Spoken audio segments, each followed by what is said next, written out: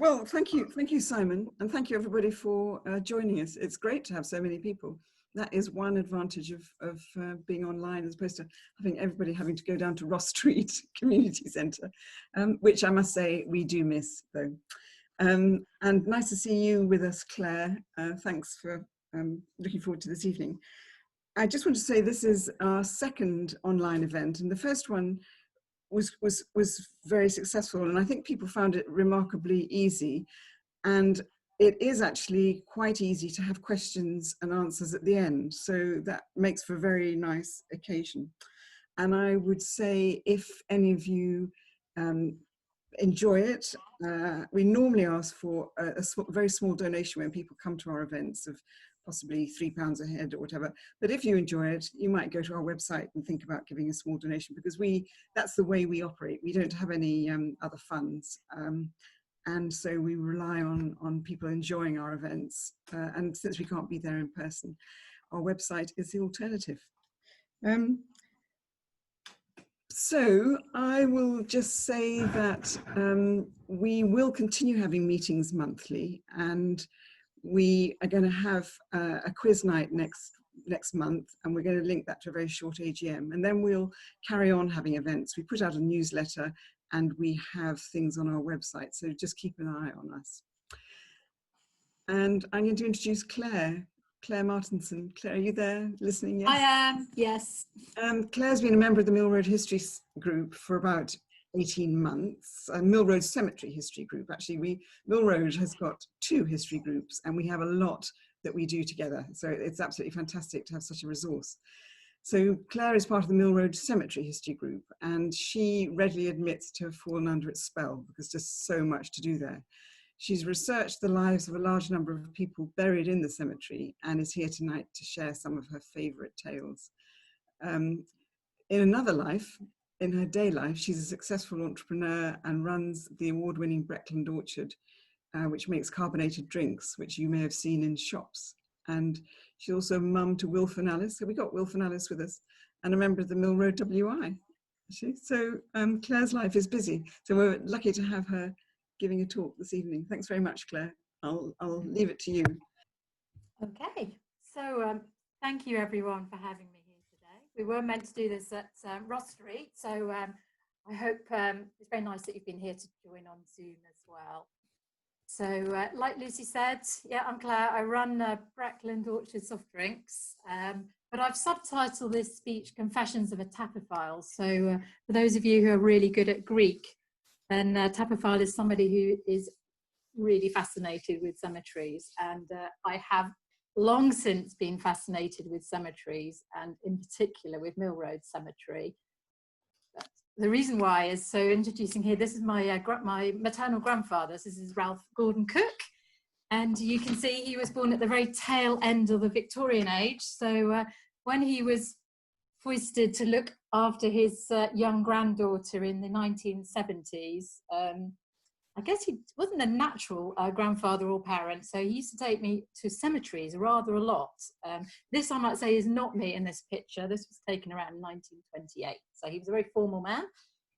But we spent a lot of the late 70s foraging around cemeteries in Derbyshire, and I loved them. I loved just thinking about who'd lived there and working out how old they were when they died. But he definitely introduced them to me really early in life.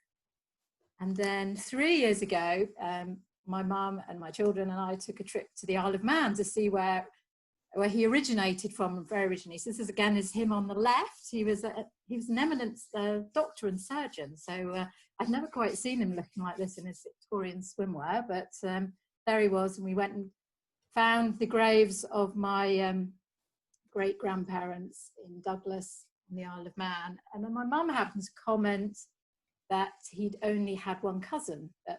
So I came back and then got interested in ancestry and tracing all my family, because I was sure that he must have had more than one cousin.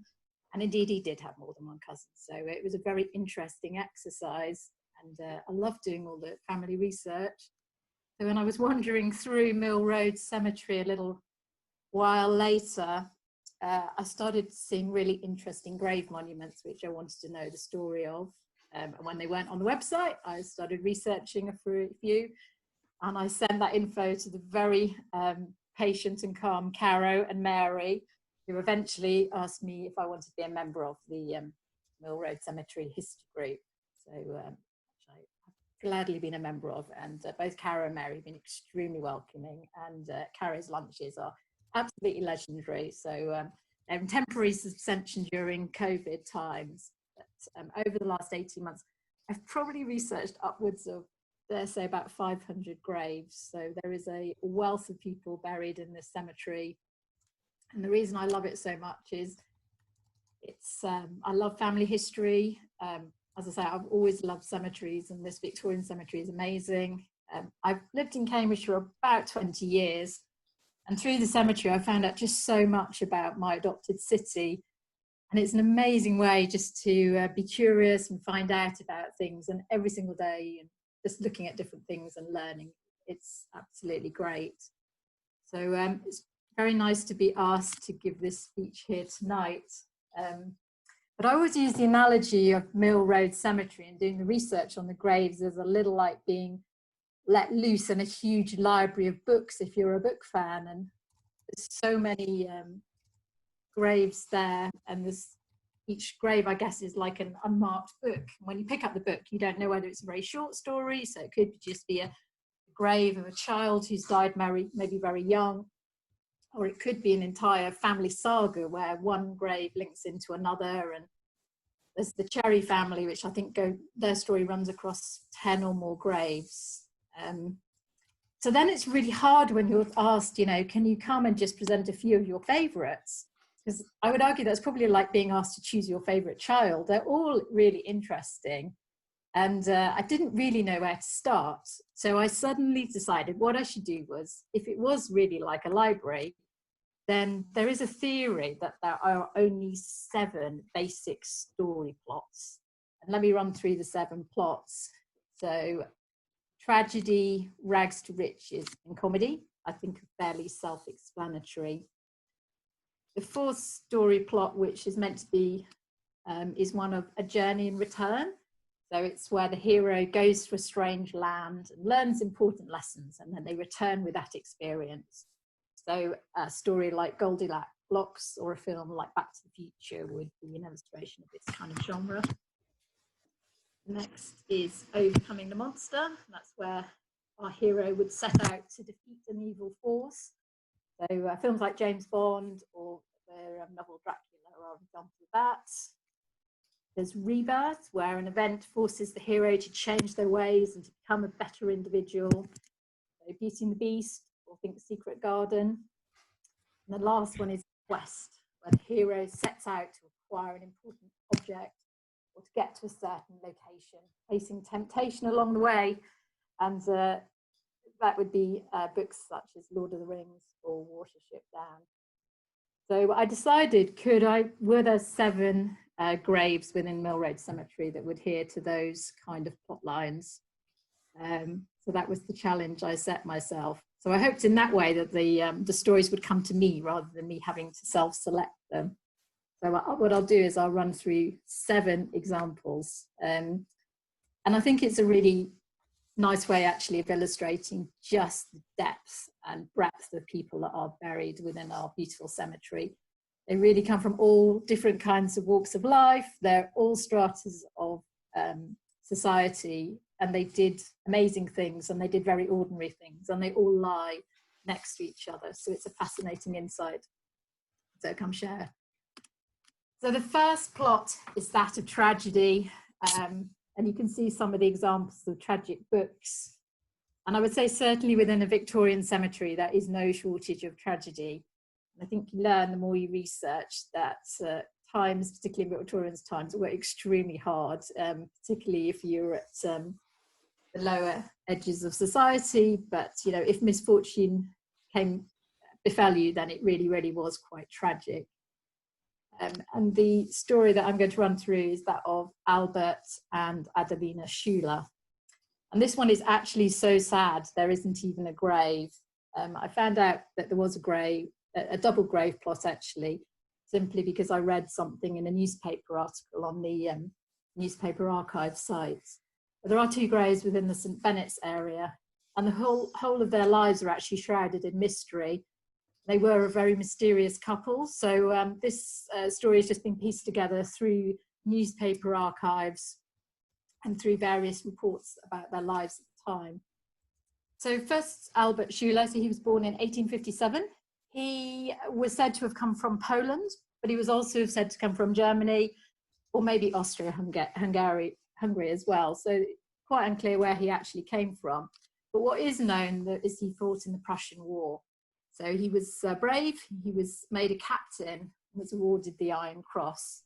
But at the same time, he sustained an injury to his eye or nose that meant he was scarred for the rest of his life. When he left the war in about 1871, he trained as a land surveyor until, quote, misfortune and very serious illness ruined him.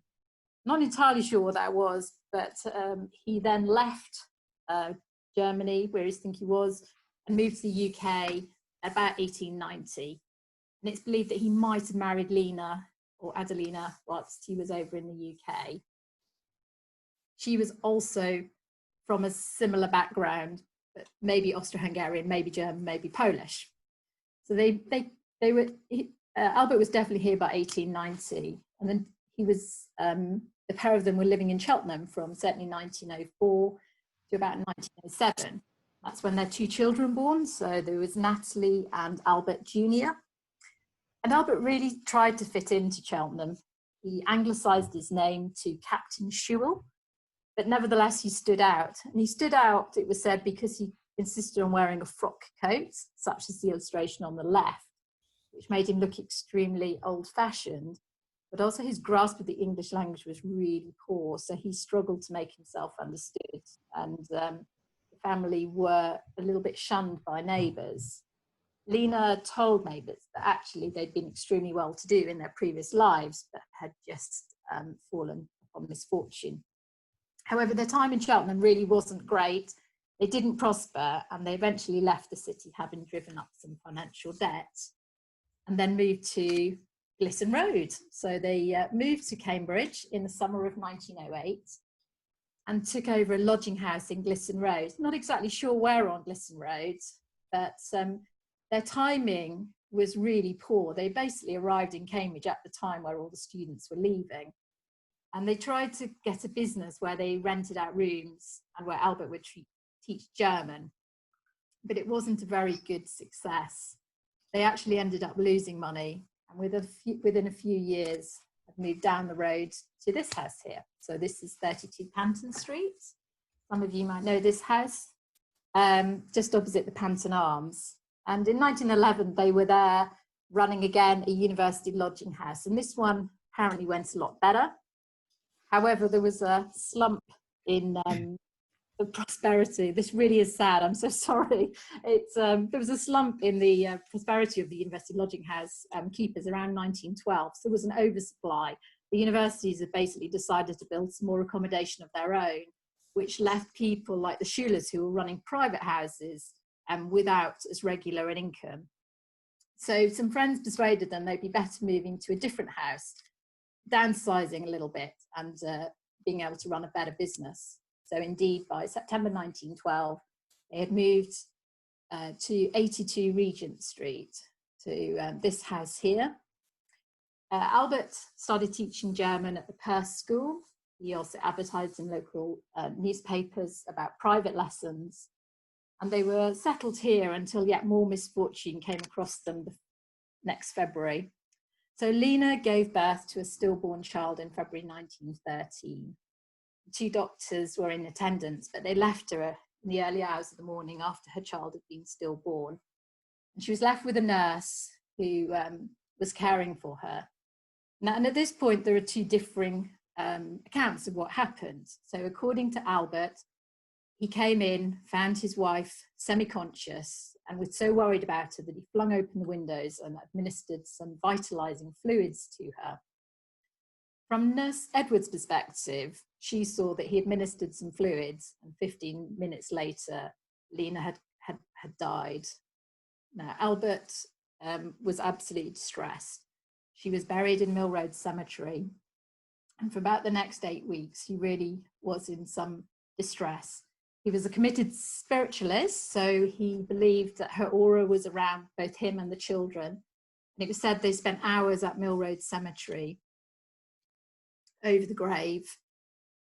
But eventually, on April the 5th, he decided that he could take it no more. So absolutely tragically, he killed 8-year-old Natalie, he killed 6-year-old Albert and laid them on a bed in this house. He put their shoes neatly underneath them and then killed himself. He wrote long letters to a lot of people, actually, to friends, to the coroner, and also to the police, basically saying that he wished to reunite his wife, and laid the blame on the nurses and the doctors who'd attended Lena. And in true newspaper style at the time, they wasted no detail. Everything was printed, including all these letters. And this one to the police perhaps shows his state of mind. So it says, to the police, grief, indignation and despair, the unnatural, horrible death of my wife has broken down my already intensely suffering constitution and at last overthrown my mind. I cannot stand the terrible strain any longer, so I depart this life, taking with me my dear children. And for those eagle-eyed amongst you, you might see that this building also has a blue plaque. It's where a few years later, Eglantine Jebb would be having her first Save the Children shop. So from tragedy, it was repurposed. But certainly in sad Victorian cemeteries, that's a very, very sad one. Poor Schuler family. The next one is, the challenge was to find a rags to riches tale. So this is where the hero rises and acquires great wealth through their life. So like the story of David Copperfield or Jane Eyre. And the story which perhaps best illustrates that is of the Moyes family. For those of you who are regular visitors to the cemetery, then you will have passed this wonderful grave monument many times. It's one of the listed ones within the cemetery, and it has absolutely fantastic carving on it.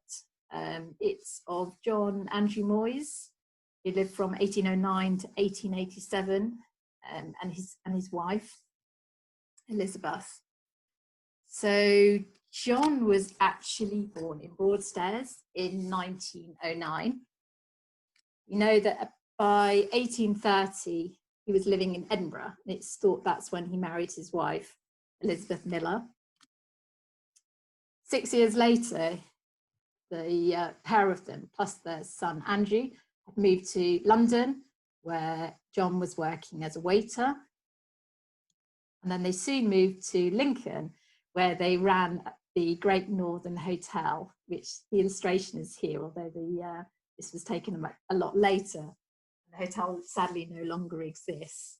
And just to put that into context, most people within the cemetery barely moved from Cambridge. So certainly this enormous travelling pattern from Kent, Edinburgh to London to Lincoln is really, really quite unusual at the time. However, by 1857, they were on the move again, and they moved here to the Bull Hotel in Cambridge. So just on King's Parade and what is now part of St Catherine's College. So John was farming, he was running this hotel in 1861, but he was also farming 275 acres. So 275 acres would have been a fine acreage for a farmer, let alone running a hotel. 10 years later, 1871, he was farming 425 acres. So he was certainly gathering pace. His first wife, Elizabeth, died in 1865. And when he was 58, he then remarried the much younger Louisa, who was only 24 at the time. And he and Louisa had a further 6 children. So he had 2 sons from his first marriage, and he had 6 children from his second marriage. And due to the way the marriages fell, the grandchildren of his sons were actually the same age as the children of the second marriage. And just to say, his first son, Andrew, had 13 children. So at this time, there were a lot of Moyes children in Cambridge. They were prolific hoteliers, all of them. So they also, at the same time as running the Bull, they also ran the Bathhouse on Bennett Street and the Red Lion, which was on Petty Curie and got demolished in the 1970s. There are a total of 15 members of the Moyes family buried at Mill Road Cemetery. So these are another 2 of the grave sets, which are also within the same family. And as I say, many of his sons and grandsons became hoteliers in their own right, travelled, some in South Africa and all over the place. So it's certainly a really fascinating history, and certainly having risen from a waiter to a very sort of distinguished landowning man in Cambridge was no mean feat in those days. So plot 3 is the notion of rebirth. Its examples being The Frog Prince or A Christmas Carol. And it's where an event forces the hero to change their ways and to become a better individual. Gosh, and the Victorians loved all this kind of changing their ways. So the hero of this story is William Gallian. He lived from 1829 to 1878, and this is his grave here. He was the son of William Gallian as well. That was his dad. He grew up on Green Street, and his father was a gunsmith. He also became a gunsmith. He married Mary Ann, and they had 8 children, and they moved the store from Green Street to this store here at 66 Bridge Street, which, just to point it, it's directly opposite the round church. He made guns. He sold all the kind of accoutrements that you would need for shooting, so cartridges, holders, all the rest of it. And he appears to also have built guns. So if you actually Google Gallian guns, you can still buy those guns. Apparently they are very well thought of. And it all should have been great. He did have one vice though, and the vice was the demon drink. So this marriage was certainly very feisty. In October 1862, he was charged with threatening Mary whilst under the influence of drink. He went to court, and actually Mary refused to testify against him, but nevertheless the case was brought, and he was offered a deal whereby the charge would be dismissed if he promised to sign what was called the pledge.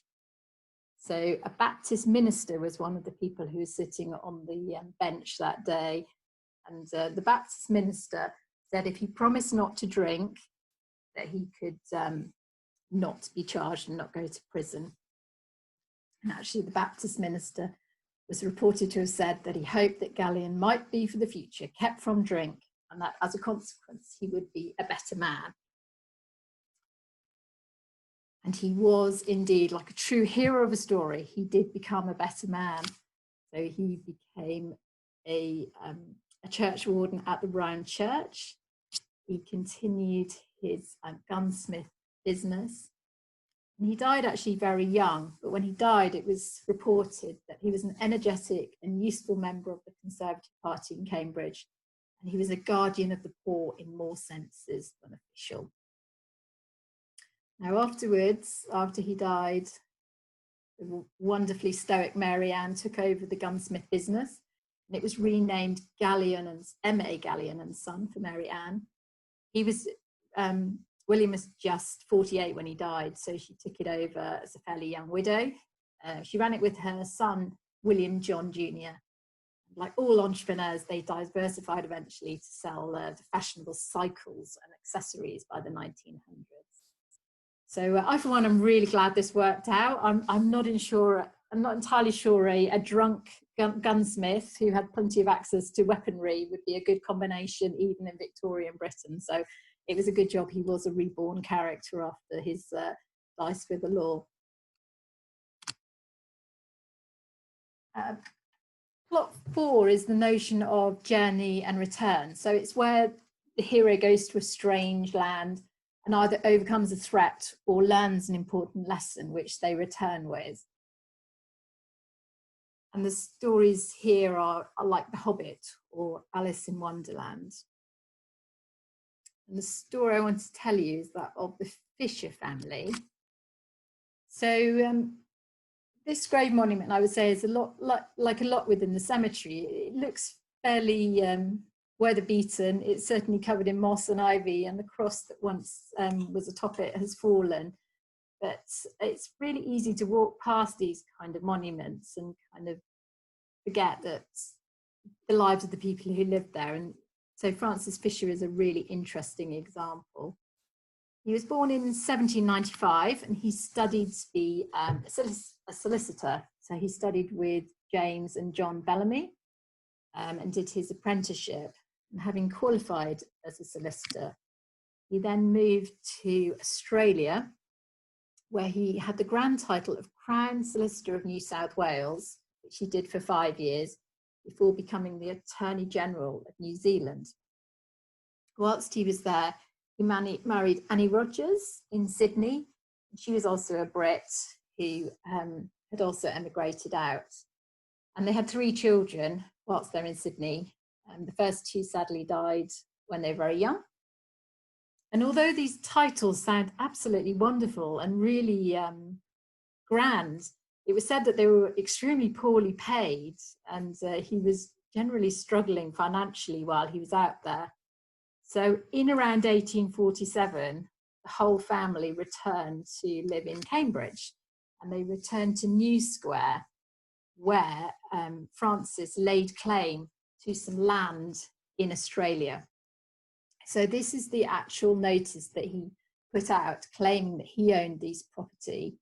And he had apparently been the land agent for somebody called John Phillips Bevan. And he said that he was due the property. Well, the property was valued at £23,000, which in today's value is about £2.5 million.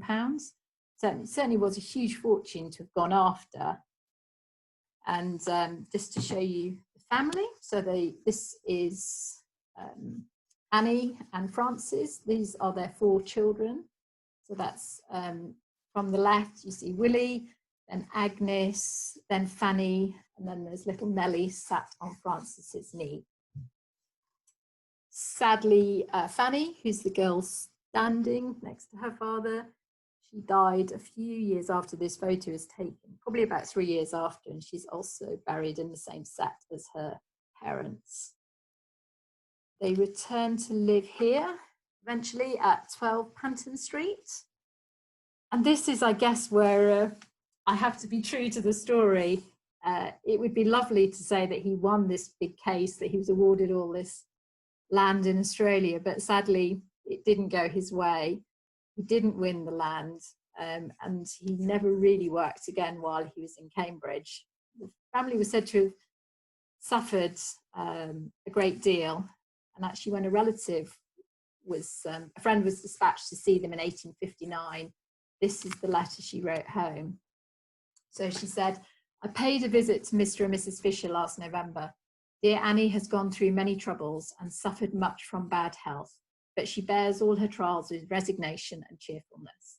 She has 4 sweet children. Her eldest Willie is a fine, intelligent, handsome boy. Mr. Fisher looks as young as he did 2 years ago. Such is his very much better health, but his memory is sadly gone." Now, Francis Fisher was to live another 23 years, so I don't know how badly his memory was gone, but he certainly lived a great deal longer after that. This is Annie and her youngest daughter, Nellie. And this is Francis, I guess towards the end of his life. He died at Canton Street, aged 87 years old. And I know Victorians had to be very still in their photos, but even so, I think he looks a weary man. He looks like he's had a long, hard life. So they had 6 children in total. 3 of them died when they were young. The other 3 children did, it's very nice to say, have much more better and improved lives. So their son there, Willie, who was talked about as being so fine, he actually studied at Cambridge University, and after a spell teaching, went to work in India, advising the British Indian government on forestry. He was an absolute world-renowned expert in forestry methods. Nellie, who was sat on her father's knee, married a surgeon and remained in Cambridge. And the other daughter, Agnes, went to a boarding school in Reigate, And she then married Philip Hudson, who was the son of a wealthy college cook. And she gave birth to 8 children, but died aged 27, and she is also buried in the cemetery if you look up Agnes Hudson.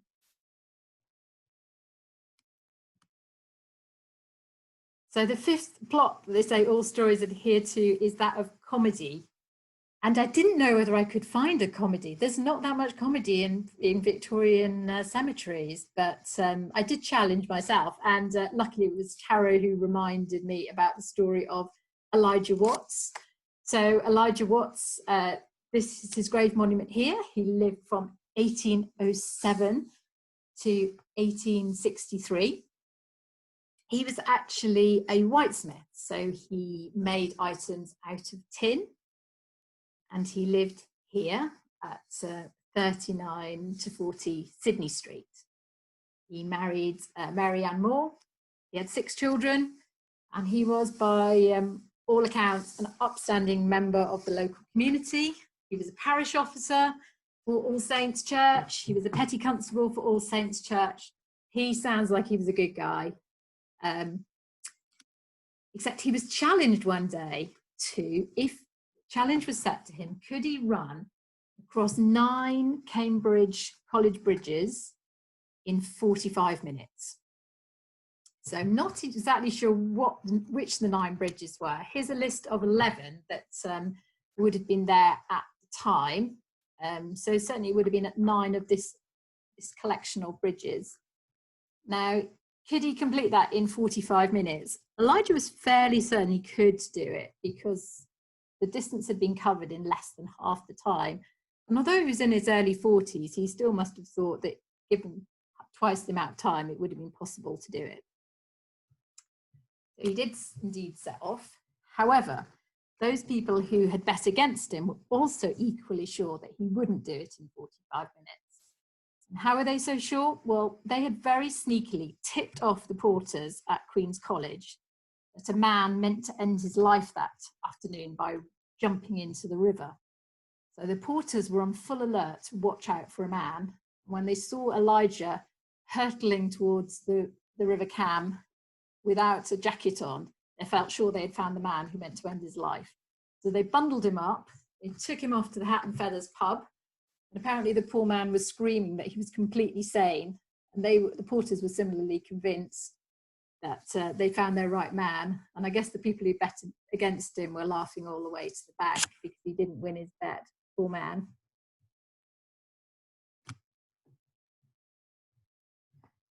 The 6th plot is a plot about where the hero battles an evil force. So a story like Star Wars is a perfect example of this. I wasn't exactly sure I would find a Star Wars hero, but I found Phoebe Kirkup, the wonderful Phoebe. So Phoebe was born Phoebe Rumbelow in 1846 in Isleham. And there are some fantastic names within Mill Road Cemetery. Her father sounds wonderful. He was called Parson Rumbelow, and he had nothing to do with religion. He was an agricultural labourer, or as Mary Naylor has taught me to say, an aglab. And there were lots of aglabs who had children who were buried in Mill Road Cemetery for sure. So Phoebe eventually left Isleham and left Parson and her mother, and she went to be a domestic servant for Thomas Peach, who was the butler of St John's. She married George Kirkup, and she had 11 children. Now, George was a plumber's labourer. He was a turnkey for the Cambridge Water Company. And I'm not exactly sure whether it was George or whether it was these 11 children, but Phoebe also fell under the influence of the demon drink. She was an on and off drinker, it was said. By 1903, things had got so bad that she'd left George and the children and was living alone at Salmon Lane. Salmon Lane's just by the Grafton Centre now. She was working as a charwoman and doing occasional factory work. But one day she was found completely drunk in the street, and her daughter Kate was called to help her home. So Kate duly came. Apparently Kate wasn't surprised to see her so drunk. She'd been like this several times before. So Kate helped her back to the house on Salmon Lane, laid her out. But unfortunately, when she wasn't seen for the next 48 hours, somebody broke into the house and found her dead. and that was her downfall, the demon drink. So she battled her evil. She didn't win, unfortunately, but there are a lot of examples like this, and I think it just illustrates what hard times women did have at that time. Which leads me on to the seventh and last plot. So this is one of quest. It's where the hero sets out to acquire an important object or get to a certain location. It's the Lord of the Rings, I would say, is the perfect illustration of this genre. And my hero didn't really quest for something. He was on the quest for knowledge. It's the story of Arthur Cayley and his wife Susan. Arthur lived from 1821 to 1895, and this is where Mary has identified where their grave is. It's incredibly sad that, and I'm sure when you've heard the story, it's incredibly sad there is no grave monument to this couple. But let me tell you about Arthur. So Arthur was born in London, but actually spent the first 8 years of his life in St. Petersburg. His parents were Henry and Maria Antonia, and his father was an important trader in Russia. And Arthur was groomed to have taken over that family business. But when he was really young, he was found to be precociously intelligent, so much so that he was sent to King's College School. And by the age of 17, he had gone to Trinity College. So he was identified very early as being a potential super scholar. He was identified as being a potential senior wrangler of his year in his first year. And indeed, he did graduate as the senior wrangler of his year. His score was said to be so high that he scored more than twice that of the second place student. And he was then made a fellow at the incredibly young age of 21 years old. He worked as an assistant tutor at Trinity. And this workload of an assistant tutor, I'm sure it's different nowadays, but in that time it was said to be quite light. So it allowed him to indulge of his passions of traveling and hiking. He was said to spend a great deal of his 20s hiking in Switzerland and Italy. But the rules at the time said you could only be a fellow for 7 years. And after 7 years, you had to be ordained. And that was the only way to stay. And although Arthur thought he was religious, he didn't feel distinctly religious enough to want to be ordained. So he left Cambridge and he went to London, where he trained to be a barrister. Now, given he had this absolutely amazing reputation at Cambridge, he went to London and to the bar in a very quiet and modest way, but it was said this quote about him: "But if the modest, almost shy man did not display his honours, he could not conceal his powers, and very soon his clearness of head, his almost intuitive grasp of the principles of any subject, his capacity for work, and his powers of concentration made him a favourite pupil." And he worked as a barrister for over 14 years. And during that time, not only was he a super barrister, he wrote over 200 mathematical papers, and he developed some of his most famous mathematical theories whilst also working as a barrister. And it was said he could have made a fortune had he continued to practice the law. But in 1863, he was lured back to Trinity and was appointed the Sadlerian Professor of Pure Mathematics for the university. Now, this was not a very well paid professorship, and it was also extremely light in terms of the duties he had to carry out. For the first 20 years he held the post, he only had to give one course of lectures a year. He didn't have to teach any undergraduates, and he just had to teach fellows, which allowed him plenty of time to write papers and research. He married Susan, and he had 2 children. So he had Mary and Henry, and the 4 of them lived at the Garden House, which is now where the Doubletree hotel is down on Coy Fen. It was very grand and large house, and he certainly had lots of time to write his papers. Let me show you. This was Arthur. He was an astronomically successful academic. He was lauded with all honorary degrees from lots of places, including Oxford, Dublin, Edinburgh, Heidelberg, Göttingen. The French president made him an officer of the Legion of Honor.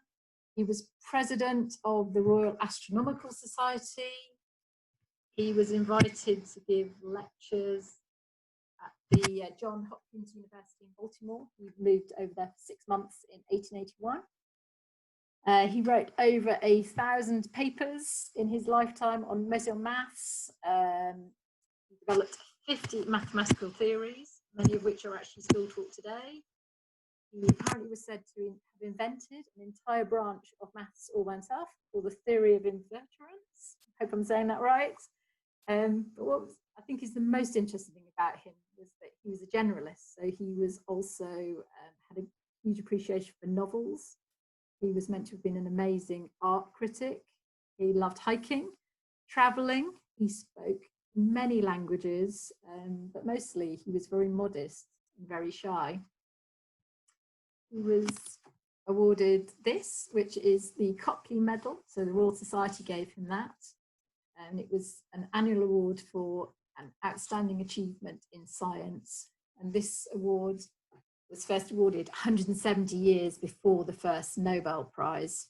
And other winners who were also awarded the Copley Prize included Benjamin Franklin, Albert Einstein, and Charles Darwin. So you can see he was in exalted company there. And this is Arthur perhaps at the end of his life. So in the end, the last 3 years of his life, he was in extremely poor health, it was said. He tried to travel to various spas to recover. But in the end, he returned to the Garden House because he decided that's where he felt most at peace, was in Cambridge. Eventually, he was bedbound. But ever the genius, even on his deathbed, he produced a theorem on double entry bookkeeping, because that was said to also be a passion. And he eventually died at the Garden House, aged 73 years old. At his funeral, the great and the good came. So the pallbearers were said to be 4 professors, the Vice Master of Cambridge and an MP. The German and the American embassies both sent their ambassadors, and most of the Cambridge College masters also attended, just to pay their respects for what an amazing academic he had been and his influence on maths in particular, but just life in Cambridge. So that, I guess, wraps up. My challenge was, could I show 7 stories to illustrate these 7 basic plot lines? And hopefully you've seen just the kind of breadth of people that are buried, from the very tipsy Phoebe with her 11 children working as a charwoman, to the dazzlingly bright Arthur Cayley. And the fact they're all within inches of each other within our beautiful cemetery, I think just displays what a sort of rich culture Cambridge has, just what amazing people we have amongst us. So thank you so much for listening. Does anybody have any questions? Happy to answer. Claire, that was absolutely fascinating. Simon, how are we going to organise the questions? How will people indicate? Because we're muted generally. Well, I think we'll just see if people just want to unmute themselves and talk. And if you all start talking over one another, then I will impose some. Otherwise, let's just see how it goes. So is everyone all about muting and unmuting themselves? I have a question. Yes. Could we see the names of those people, the graves, in written form? Because it was fascinating, but I will forget what the names were. So it'd be very helpful to just see something, so I can go around the cemetery and actually have a look for them. Of course. Yeah. What's the best way of doing that? Does anyone think?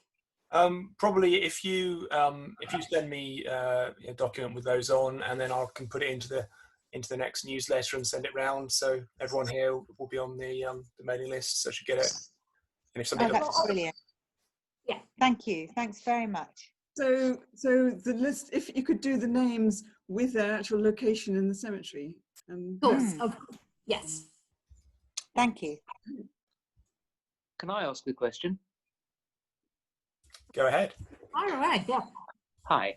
Is there a reason why poor old Cayley didn't actually have a gravestone?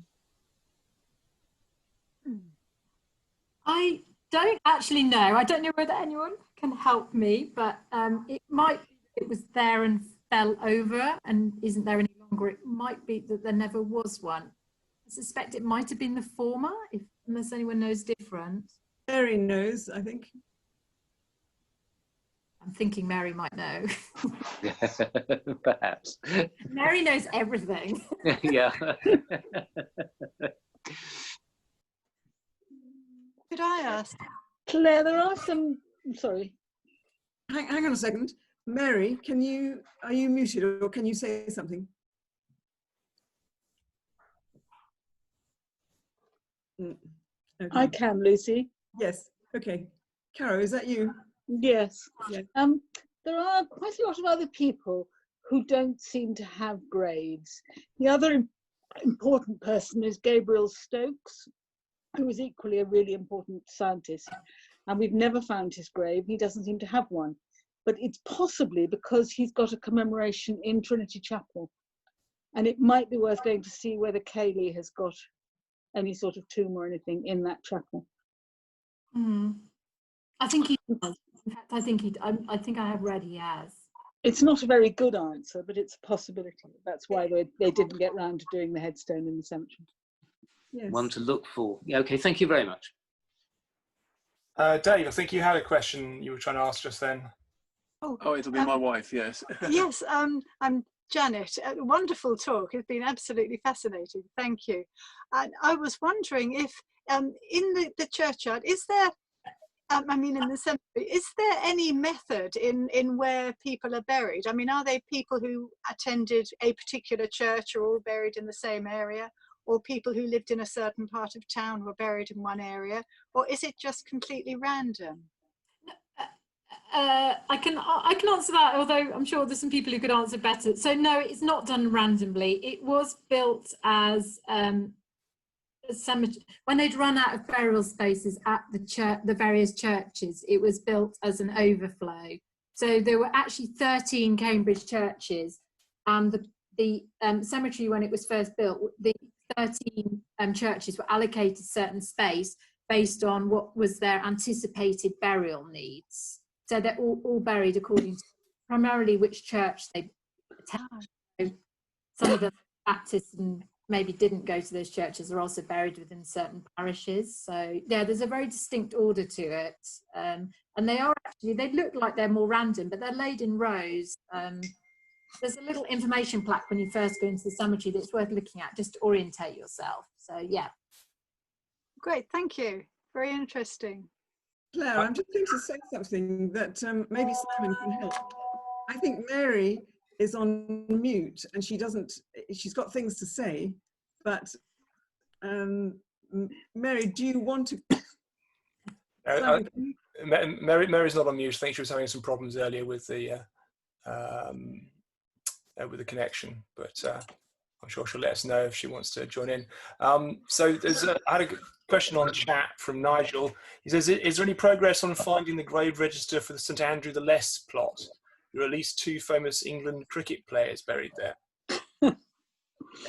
Anyone know anything about that, Claire or others?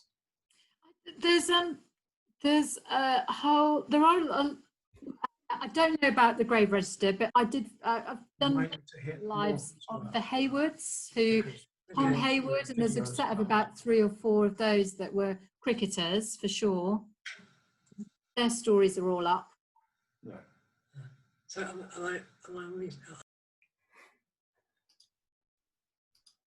Okay.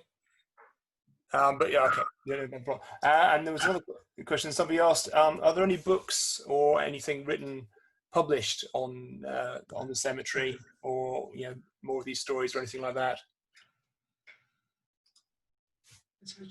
where's the chat thing? Simon, It's not like the usual. Cara, are you going?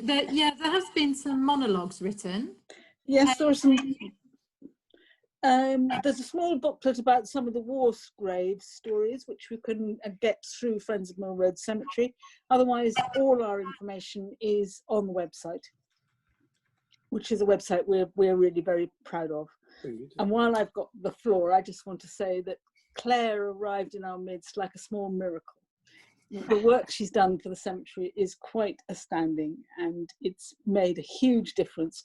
We used to struggle just to keep ahead with all the email correspondents who wrote in asking us for help. Now we're up to date with all of that. And Claire, I think I'm right, you've nearly finished 2 parishes completely? Yeah. It's smaller ones. I must say the smaller ones, but. Hi Claire, it's Rosa here. I've got another question. Hi. Hello. Yes. Hi, thank you very much for the talk. That was really interesting.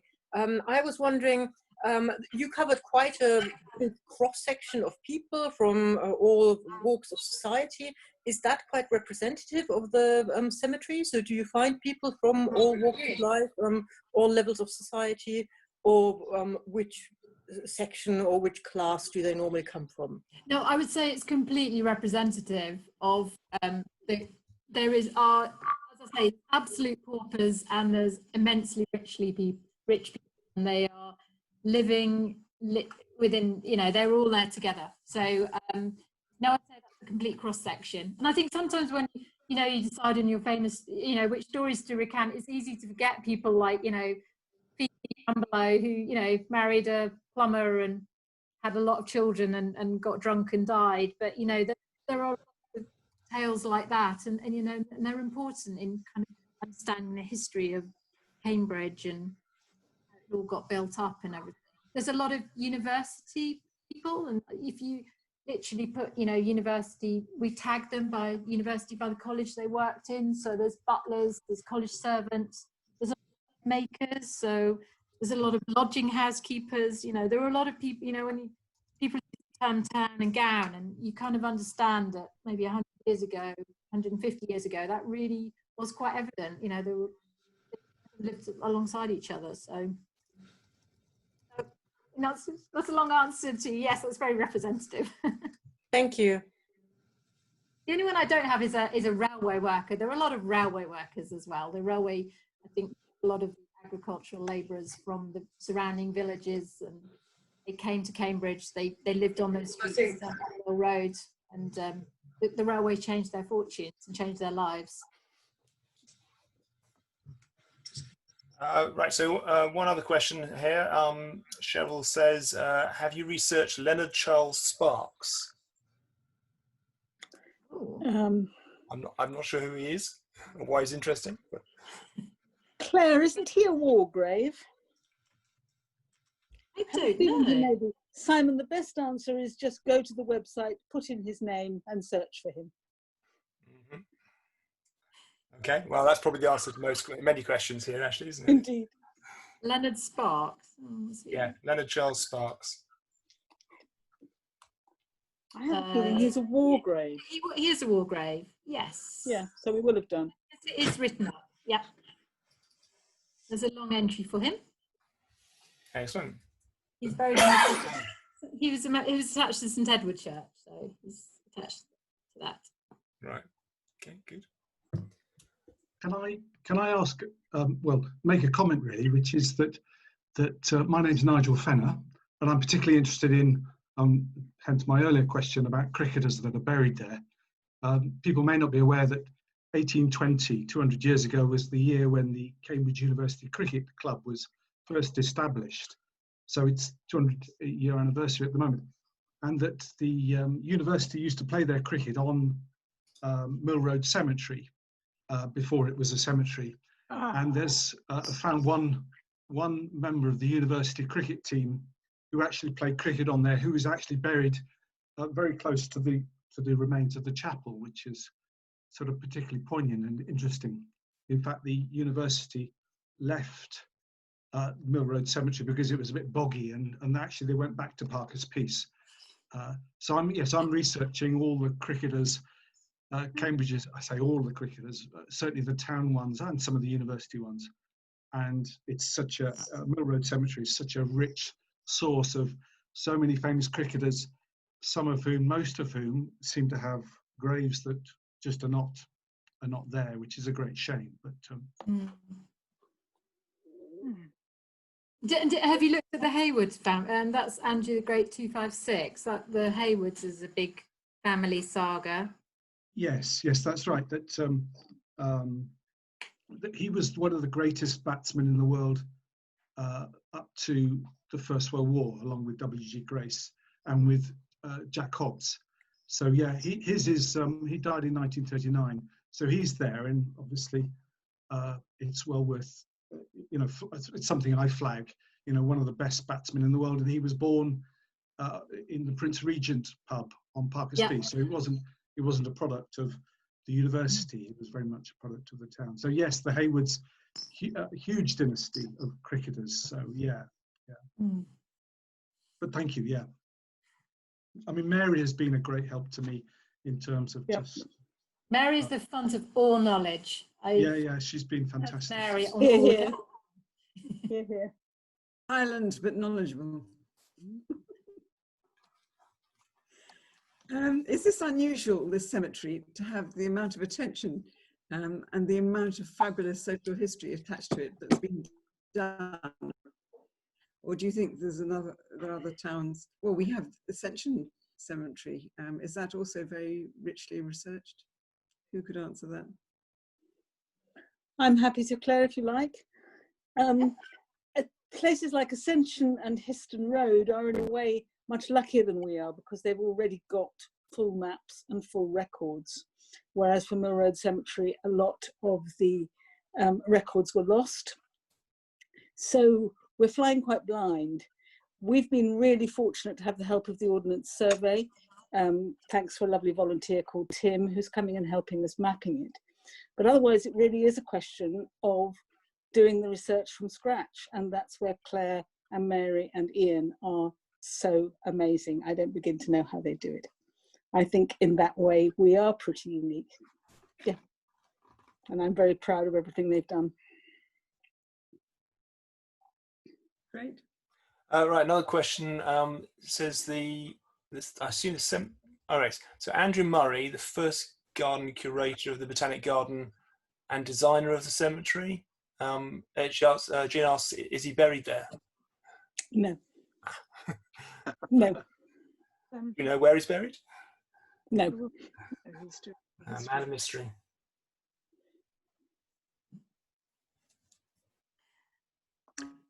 How much, can I ask another question? What sort of percentage of the cemetery has now been researched? Oh gosh, it's I don't think it will ever be researched. I believe the stats, something like 10,000 people are buried there. We think there's about 3,000 graves. So a lot of the paupers were buried in big mass graves, so that's why there's the discrepancy. And I don't think maybe 800 graves have been researched, maybe. Oh, wow. So we're trying to go for perfection, which is very hard. The ideal would be to have a photo of the grave, the whole story researched, the location of it from an ordnance survey, and the inscription on the grave. And I'm sure many of you who are there often realise that we sometimes are fighting a losing battle with the ivy and the brambles. The ivy and the brambles are swallowing up this immense history that we've got before we can really record who is there. And I do get very sentimental sometimes about some people I consider extremely important, and Mary will sometimes point to the ivy bush where the gravestone is buried, and I do get very sad because I think sometimes their families have put that stone there and clearly didn't mean for it to be swallowed up and not visible to anybody. But there are some amazing graves which are just buried. I don't know whether we'll ever see them again. So yeah, feels like a race against time. We're very fortunate in that people do email us, actually from all over the world, when they get interested in their own family history. And they see a reference to the grave, and each of our photographs says underneath it, if you've got any information, please get in touch. And people do, and send us photographs and extraordinary lot of information, don't they, Claire? Yeah, and that's really nice. It's really nice when, and they really like it that, you know, we keep memories alive, and that, you know, it's like one place, I'm thinking of how we could find more ways to flag these up, to get the stories out there, because obviously if you know about the website, then you can find them, but most people won't necessarily know about it. And there's such good stories. Could we be tweeting a story a day, or you know, get them out there? How are we going to do that? Find me some 4 volunteers, I think. Okay. I was thinking for maybe Open Cambridge as well, as maybe to do some trails. So certainly it's possible to do some, you know, there's a lot of, say, hotel keepers. So I've done the Moys, but there's certainly 4 or 5 hotel keepers. So there were these amazing sisters who ran the University Arms. There was some people who kept the Norway Hotel, I think, at the bottom of Station Road. So there's certainly, you know, there are sets of people, there's sets of mathematicians, you know, so we could do some stories and trails by profession or by Who's the collective now? there's a lot of sort of inquests and sad deaths as well, which I know makes Caro very sad as well. There's kind of tragedies of children burning on candles and sort of awful. Can get really quite sad. Yep. Sorry, Simon. Okay, I'll just do this one question coming from Facebook quickly, because it's quite amusing. My auntie used to say that stillborn babies from Mill Road Maternity Hospital, when it was a workhouse, were thrown over the wall in the cemetery to be buried with others. So I did say funny, I mean, maybe not quite funny. Is there any evidence of this, or is it an old wives' tale?